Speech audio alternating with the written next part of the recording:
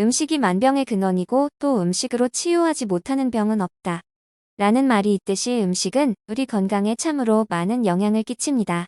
이렇듯 건강은 밥상에서부터 시작됩니다. 건강한 식사는 우리 몸이 필요로 하는 영양소를 균형 있게 공급하지만 영양소가 결핍되면 신체 발달에 문제가 생기거나 건강에 이상이 발생하게 됩니다. 반대로 영양소가 지나쳐도 비만, 대사증후군, 당뇨, 고혈압 등과 같이 각종 질병이 생길 수 있습니다.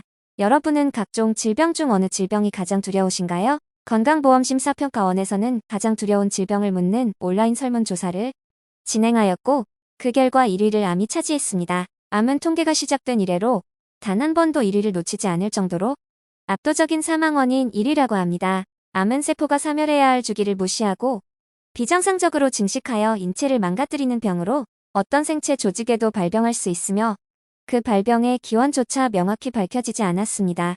암의 발병 원인은 매우 다양하지만 올바르지 못한 식단이 큰 영향을 미치는 것으로 나타났습니다. 세계보건기구 WHO에서는 암으로 인한 사망자의 30%의 발병 원인이 식습관 때문이라고 밝혔는데요. 이렇듯 우리가 어떤 음식을 먹느냐에 따라 각종 질병과 암을 이겨낼 수도 역으로 암을 불러올 수도 있다는 뜻입니다. 따라서 암을 유발하는 음식에 대해서 아는 것은 건강을 지키는 데 있어서 너무나 중요합니다. 우리가 무심코 섭취하는 음식 중 암을 유발하는 음식들이 있다고 합니다. 오늘은 암을 유발하는 음식으로는 어떤 것이 있는지 알아보겠습니다.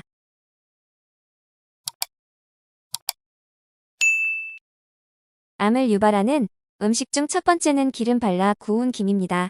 우리 식탁에서 가장 흔히 볼 수 있는 해조류 중 하나인 김은 맛도 좋고 간편하게 먹을 수 있어서 인기가 많은데요.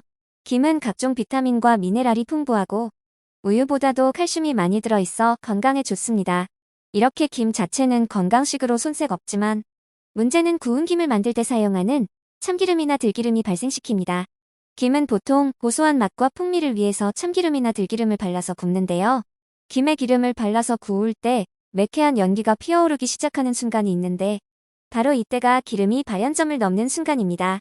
그리고 동시에 1급 발암물질로 지정되어 있는 벤조피렌이 대량 만들어지는 순간이기도 합니다. 발연점은 요리할 때 기름의 온도가 올라가면서 연기가 나고 화학 반응이 급격하게 발생하는 온도를 말하는데요. 여기서 발생하는 벤조피렌은 매우 위험한 발암물질로 주로 석탄타르나 담배 연기, 자동차 배기가스 등에 섞여 있는 화석 연료로 불완전 연소 과정에서 생성되는 환경 호르몬입니다.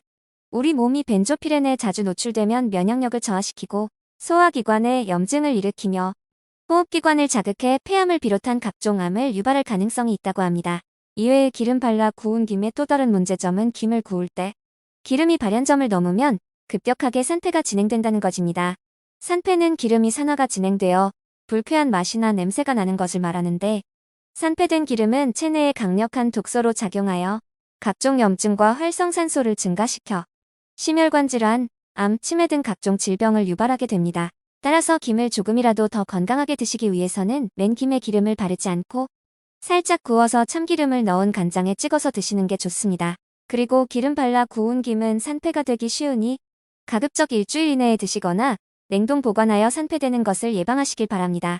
암을 유발하는 음식 중 두 번째는 젓갈입니다. 젓갈은 입맛이 없을 때 흰쌀밥과 같이 먹으면 다른 반찬이 필요 없을 정도로 맛있는 반찬인데요.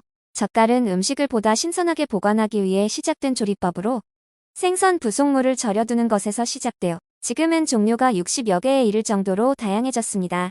그런데 이러한 젓갈을 세계보건기구 산하국제암연구소에서는 벤조피렌과 성면에 이어 1군 발암물질에 포함시켰는데요. 발암물질은 암 또는 악성 종양을 유발할 수 있는 물질로 술과 담배, 비소 등이 포함되어 있는 몸에 해로운 물질입니다. 젓갈이 1군 발암물질이 된 이유는 바로 다량 포함된 소금 때문이라고 하는데요. 물론 젓갈에 들어간 소금 자체는 1군 발암물질이 아니지만 젓갈 속 단백질이 소금의 아질산염과 만나면 암을 유발할 수 있는 니트로소사민이라는 발암물질이 만들어진다고 합니다. 특히 더 문제가 되는 것은 바로 젓갈에 들어가는 다량의 첨가물이라고 하는데요.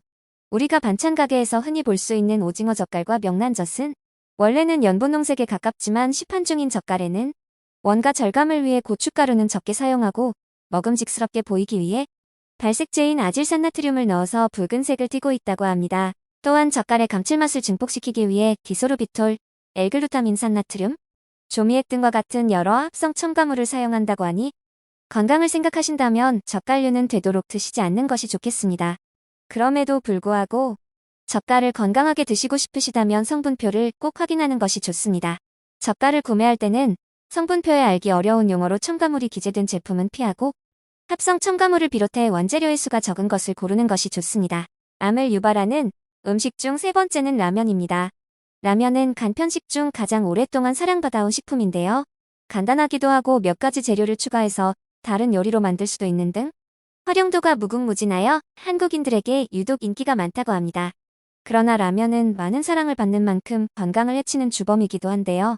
라면의 짠 스프도 문제지만 탄수화물을 기름에 튀긴 유탕면이기에 더욱 문제가 된다고 합니다. 라면의 면은 기름에 한 차례 튀긴 상태로 포장되는데 이때 사용되는 기름이 팜유 즉 야자나무 열매의 기름입니다. 문제는 원래 팜유에는 트랜스지방이 없지만 경화 과정을 거치면서 트랜스지방이 생성된다는 점입니다. 또한 포화지방산 함유량이 다른 식물성 유지보다 높아 유탕면을 많이 섭취하면 체내 콜레스테롤 증가 가능성이 있어 혈관 건강에 악영향을 끼친다고 합니다. 그리고 또 다른 문제점은 유탕면에 쓰이는 기름으로 인해 산패가 빨리 일어난다는 점입니다. 물론 산패를 막기 위해 산화 방지제를 약간 첨가하지만 라면을 밀봉하지 않고 방치하거나 오랜 기간 보관한다면 산패가 진행되어 우리 몸에 암과 함께 각종 질병을 유발할 수 있습니다.